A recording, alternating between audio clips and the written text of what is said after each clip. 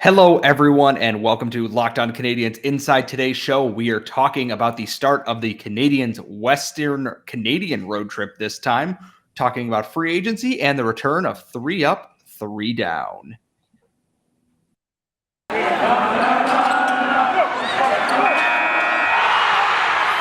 You're Locked On Canadiens, your daily podcast on the Montreal Canadiens, part of the Locked On Podcast Network, your team every day.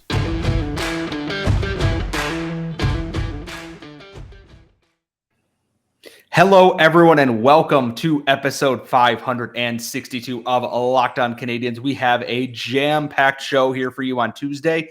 And if you are listening to this, thank you for making us your first listen of the day. Please also go check out our episode from Monday with Tony Ferrari as we talked Shane Wright, the 2022 draft class, and so much more. A ton of great information there for everybody who's interested in what the Canadiens might do come June at the draft, I should say.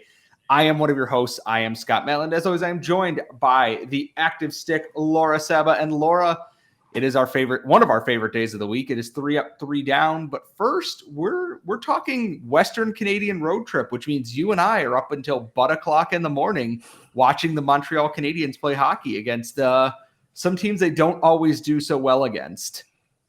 You know what, though? I feel pretty good that at least it's a team that's trending upwards. It's a team that's giving us some excitement. They're up against some tough teams. The Canadiens, you look at the playoffs and yes, they swept them, but the Canadiens tend to have some trouble with Winnipeg, right? It's not always an easy ride. I mean, their record against Winnipeg overall is pretty good, but in general, they do have a tough time with them. For whatever reason, they tend to, play Vancouver really badly. If you don't look at last year, again, last year seems like an anomaly, but they're always a bad Vancouver team and you expect the Canadiens to beat them and then they come out with some way to lose, or Carey Price is undefeated against them. But as soon as it's not Carey Price, it's a whole mess and everything. So you never know what to expect. But to be honest, I'm excited about the road trip. I'm excited to see the Canadiens play Calgary, a legitimately good team, a playoff contending team. Tyler Toffoli, obviously, I don't want to see him burn the Habs for trading him, but I'm happy about it, and so it doesn't feel like as much of a chore as it did earlier in the season when they went out west, or last season when they would go out west. It feels like something where even if the Canadiens lose, at least we're going to get good games, and I hope that ends up happening. So do you want my positive thought or my negative thought going out west here first? Let's start with negative and then move on to positive. Okay, so we saw what happened with Tyler Toffoli playing the Canucks last year and how that came back to bite them on the butt almost instantaneously. My fear is that he is going to dunk on the Habs from such a great height that it's somehow going to bring Dominique Ducharme back to this team, and that scares me. Because like you said, the Flames are legitimately good. They have good goaltending. Their defense is very good. They've added Tyler Toffoli to a pretty good offensive forward group there.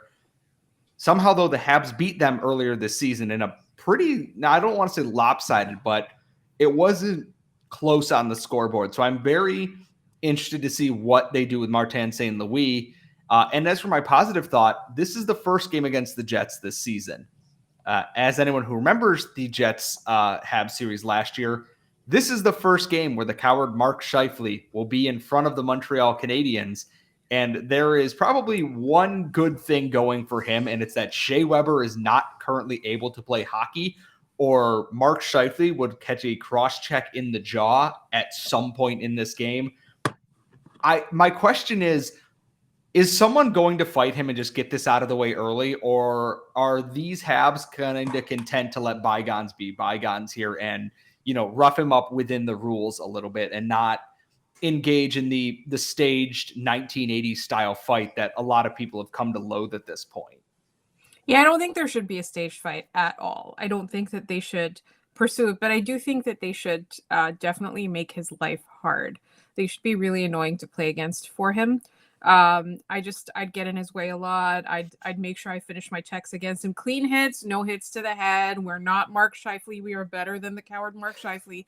But I want to see it. I want to see him like be really, really frustrated and annoyed. And obviously the best way you can do that is on the score sheet, but he tends to lash out like a giant baby when that happens. So I really want to get in his way, get in his face. Like I said, those rough just unleash Romanov on the ice when he's there. I want to see a lot of that. I definitely don't condone like dirty, cheap shots or anything like that.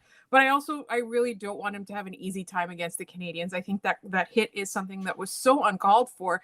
And the way that he went about it afterwards, like never really apologizing, never really taking responsibility, just really being just a gigantic baby about it. And so you know what, like he just has to step up. And I think part of that is you're gonna have to deal with the Canadiens just being really freaking annoying. And again, I want the Canadiens to be annoying. I don't want them to purposely go out there and try to injure him, because then you're literally the same as the coward Mark Scheifele. And that's the thing, is I don't want anyone getting hurt, because that just keeps that nasty cycle going, and nobody wants that. Like you said, I just want them to make his life hell on the ice. And, you have a guy like Michael Pezzetta who lives for that kind of role. However, I don't want to see Michael Pezzetta out there defending the Jets' top line, because that's not good coaching. But maybe every now and then, if you see him towards the end of one of his shifts, you kind of put him out there and you go, okay, you hit him cleanly, you let him know what's going on, and you just kind of let it go. Because the Jets, for all their faults, still have a very good goaltender. Connor Hellebuck's phenomenal, and they do have the ability to really pile up some goals if we're not careful. You look at Kyle Connor, who's, I think, topped 30 goals again. Blake Wheeler, for his faults, is still very good. Mark Scheifele, despite being a coward, is a very good offensive player. And it's another test for Martin St. Louis. The Ottawa game was, what happens if you're dragged into this sluggish mess? This one's going to be a lot more like a sprint, because the Jets don't have a defensive capability to kind of keep up with other teams like we've seen before. So I'm very curious how St. Louis handles this game going forward and what happens. I'm not making predictions again this time. I got the Sabres one right, so I'm not dumb enough to try and double down on that right now. So I'm really, really interested to see what Canadiens team comes out here, because there's travel. It's going out west. It is just never a good time for Montreal out there. So, and then a lot of late games: Calgary, Edmonton, Vancouver, and I'm glad the California trip's already over, because they usually do these back to back, and it's just a nightmare, like 2.5 weeks. Yeah, and it's tough on the Habs too, and then they come back and they're all jet lagged and stuff. So I'm glad they're getting, they've spaced it out, and I'm a lot more optimistic about this one than I was about the California one. And obviously, I think it remains to be seen, but I'm not too bummed. I am bummed about having to stay up really late to record these post games, because I just realized that I have all of those edits, Scott. This is payback for the 11 p.m. game that I had last year. So like, we're totally even now. I had that one where we finished and went to bed, and it was almost 3:00 in the morning, and I had to work the next day. We are totally even at this point now. And I just want to really quickly self-plug that I will be on Game Over with Andrew Berkshire after the Edmonton game this weekend. Going to be a good time. Check that out. Also, subscribe to the Scorch Stack before the Flames game. We do love them so much. Coming up next, though, Montreal Canadiens infuriated the Ottawa media by potentially being players in free agency. We're going to discuss whether that's actually true or not.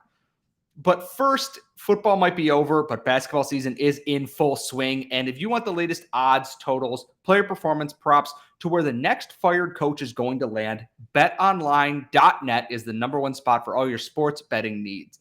BetOnline remains the best spot for all your sports scores, podcasts, and news this season. And it's not just basketball. BetOnline is your source for hockey, boxing, UFC odds, and so much else. So head to their website today or use your mobile device to learn more about the trends in action. BetOnline, where the game starts. So it's funny is that we looked at the Montreal Canadiens and we went, this looks like a 2-year rebuild based on the way they were playing under Dominique Ducharme when Jeff Gorton and Kent Hughes were hired. And since then, Martin St. Louis has come in, and this team has started to have some appeal to it again in that Jeff Petrie looks rejuvenated. Cole Caulfield looks like a new player. Everyone looks better right now. And that's led to insiders such as Pierre LeBrun and others to mention that the Canadiens want to land one or two big name free agents this summer. And the first one that comes to mind is Patrice Bergeron.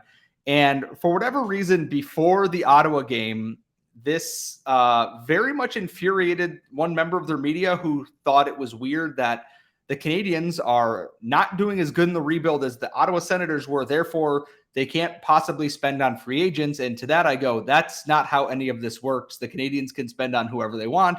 Their owner actually wants to spend money. And we talk about building through the draft and loading up on draft picks and prospects and who they've got in the pool right now. We look at Joshua Wall. We've talked about Jordan Harris a lot on this show. Is there something in the cards for a big name free agent this summer? Is it Patrice Bergeron? Is it a Chris Letang? Who I'm very curious to see what Kent Hughes has up his sleeve, because Bergeron makes a lot of sense, but it's not a foregone conclusion that he wants to end his career on a team that's going to be exiting a rebuild. So I think the thing about the Canadiens is that, or at least this front office, they seem to be very responsive to conditions. So they've got a vision in their mind of what they want, but they kind of have to adjust as more information becomes available. And they've shown that they're not afraid of doing that, right? With Dominique Ducharme, they had already planned that he wasn't going to come back. And then when they saw the results and the process wasn't going the way they wanted to, they obviously made a coaching change. So, they could have something in their mind, but as, people become available, for example, or as circumstances dictate, they could change. I don't think that there's anything wrong with being a rebuilding team. If you see yourself having a rebuild that's shorter than, let's say, 5 years, right? Like there's always longer term ones where you tear everything down. There's ones where you're kind of hopeless for 10 years. The Canadiens, I think they seem to be very much in the camp of they only want to be bad for a couple of years. And they did that with Jeff Gorton at least did that in New York, where, they were like, oh, we're going to rebuild. And then they went out and they went after Panarin, I don't think it's a bad idea when a player of a certain caliber becomes available in free agency to kind of go after it. There's also the idea of, what kind of a veteran do you want mentoring your players? Like, what kind of a team do you see yourself as? So, like, let's use the name Patrice Bergeron just as an example, right? Like, a lot of people are like, that's unlikely. How dare the Canadiens have the audacity to even think about Patrice Bergeron? I think everybody should calm down. Here's the thing with Patrice Bergeron. He's a two-way forward. His defensive game is stellar. We talked with our special guest Tony Ferrari on yesterday's episode, and if you missed that, please go check it out, about how he's at a caliber where there's not a whole lot of other guys that can match that, right? You can be a really good defensive forward. There's not a lot of guys that can match that, but the way that Patrice Bergeron plays, the way that he carries himself is something that you would want your younger players to emulate. He's the kind of guy where even though he plays on the team that I literally hate the most, like out of all sports, like I hate them more than the Yankees, or the Patriots, I still love him as a player, right? Like he's that kind of guy where it transcends all jersey numbers. And so if you're the team like the Canadiens and you want somebody like that setting an example in your locker room, yes, you go for a big name like that. But if you're also if you're thinking that your rebuild isn't going to take more than 2 to 3 years, get somebody who's about to enter their prime, who's like just entering their UFA years. Get somebody who you think still has like that 5-6 years in the tank that can help you. Get somebody who's going to help you sell seats, right? Marty was the first step to that. Cole Caulfield, Nick Suzuki, they're two people that are worth the price of admission. Alexander Romanov is fun to watch. You want to add more people like that, and presumably Carey Price will come back, hopefully next season, if not at the end of this season. Which again, like if they can let him rest longer, they should. You want people to want to come to your games, even if you are rebuilding.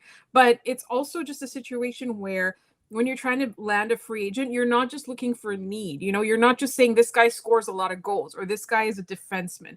You really want it to be part of the unit that you're trying to build. You really want them to fit into the process that you're trying to build. You really want them to be somebody who would play well under Marty St. Louis, which the Canadiens right now are demonstrating that it doesn't matter what kind of a person or player you are, everybody seems to be thriving. I don't see a single person who isn't. And I, some people are obviously seeing reduced ice time under St. Louis, which is, it doesn't fit in with his vision, but they're still being given roles on the team. They're still being given assignments on this team. So I think part of it is a draw. And Vinny Lecavalier actually said something really, really cool when in his introductory press conference on Zoom is he talked about how when he signed with Philadelphia, the reason that he signed with Philadelphia is the coach. He wanted to play for that particular coach. And he said multiple times in that interview, the coach is what attracted me to the team at the time. Like, that's what I wanted. So having Martin St. Louis, I think, is a great bargaining chip when you are trying to attract a free agent. So if somebody is willing to come to Montreal and sort of mentor the young ones, but also give us something to watch night in and night out, I don't think it's a bad thing. I don't think that you should be laughing at the Canadiens for saying that they're trying to rebuild, but then also going after a big name free agent. It worked out for the Rangers. I think they're still a couple of years away from contending, but they've got some really good prospects. They've got some fun players, and they've got good players that are still young enough. Like you're talking about Panarin, you're talking about Zibanejad. You can do that. And for me, I think it's perfectly fine. So like if you're, Meteor fan base that's looking at them incredulously, it's like, why?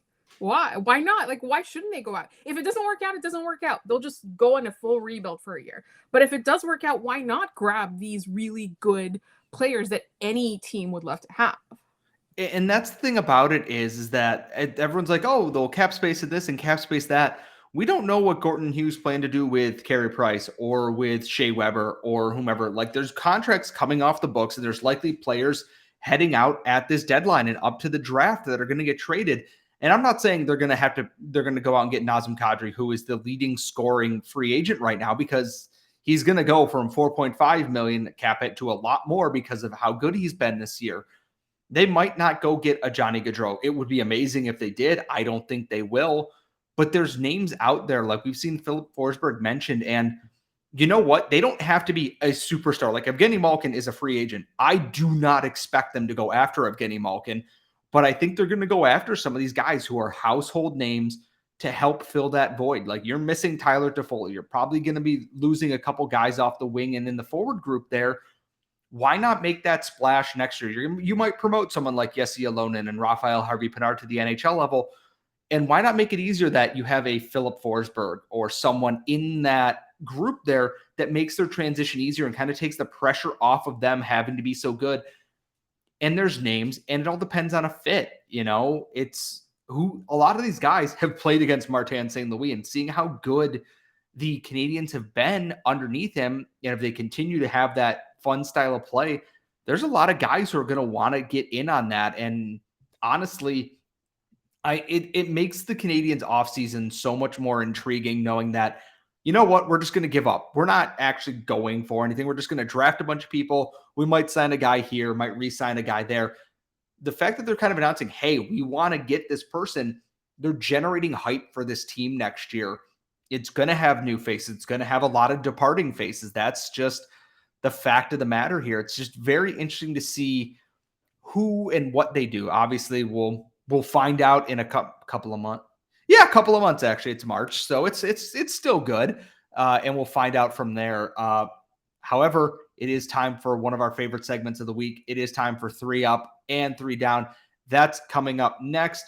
But first, this episode is also brought to you by Rock Auto. There's so many makes and models of cars in so many years, and it's potentially a little bit intimidating to get into your local chain auto parts store to try and find exactly what you are looking for. And you don't want to be intimidated going in. Is it an LX? Is it an EX? Is it an LS? And you don't know.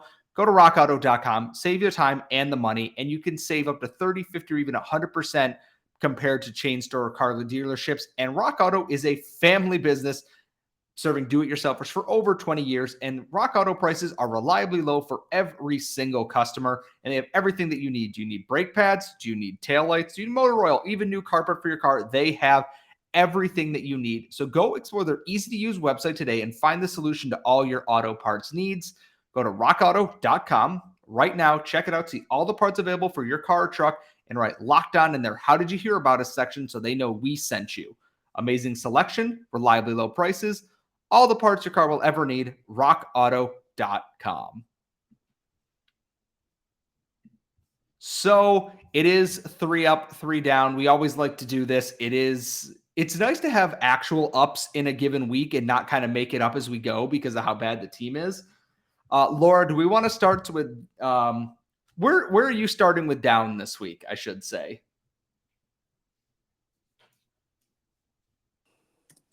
Well, I was on mute. I'm so sorry, everybody. I was on mute. I was literally like looking for reasons to have a down. I don't have very many downs in the Canadiens this week. I don't even see anyone that's trending downwards. Like, I can't even think about like a penalty that somebody shouldn't have taken. Can you remember anything?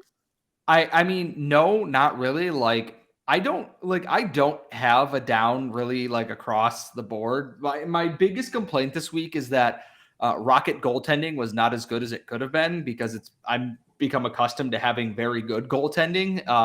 Unfortunately for the Rocket, on Saturday, they blew a 3-0 lead to the Belleville Senators. They were undisciplined. Caden Primo got shelled in the third period. He did his best, and they came up short. That really is my down for this week.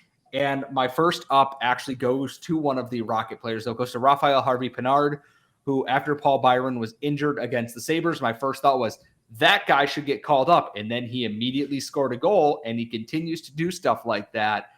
And as an honorable mention to that, another man with an acronym for a name, Devontae Smith-Pelly, is riding a point streak. As at the time of this recording, he's got 3 points in his last 2 games.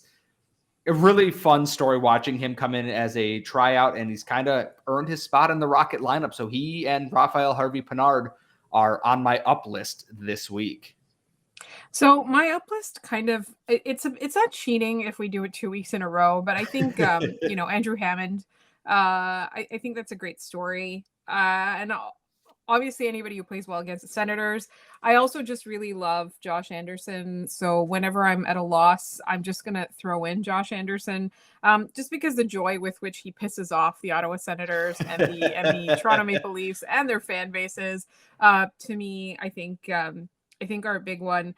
And I also just want to say, I think Laurent Dauphin has adapted very well to everything that's been thrown at him. He's been asked to do a lot of different things this year, both, at the AHL level and then when called up to the NHL level. He's taken it all in stride. He's performed as expected and beyond expected. He hasn't complained, which I think is a big it's a big sign of sort of his adaptability. He hasn't there hasn't been any kind of negativity to his demeanor. And so I think for him, that's going to be my mention for my third up this week. So I also had Andrew Hammond because it's not hard to root for the guy, especially like he got that nice warm welcome back in Ottawa before absolutely slamming the door in their face.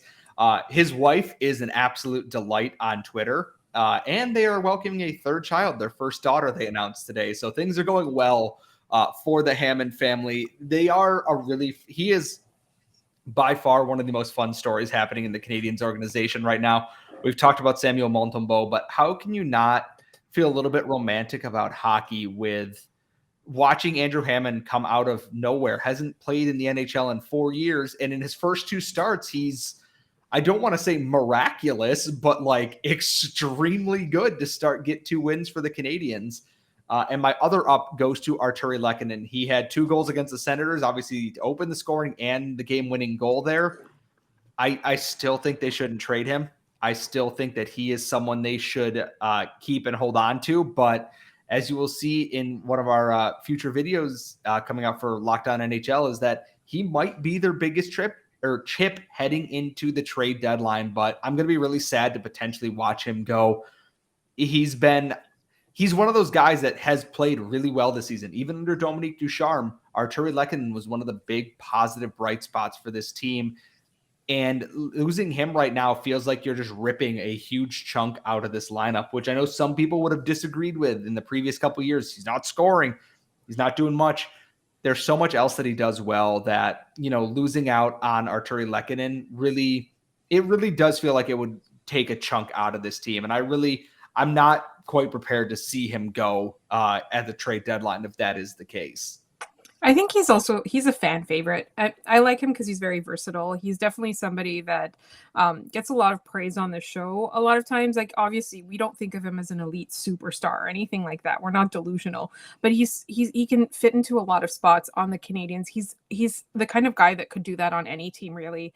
So I feel like I would be really, really sorry for him to see him go. And I've seen a lot of fans express that as well. I also know that he happens to have a huge champion in our friend Mark Dumont, who we are big fans of.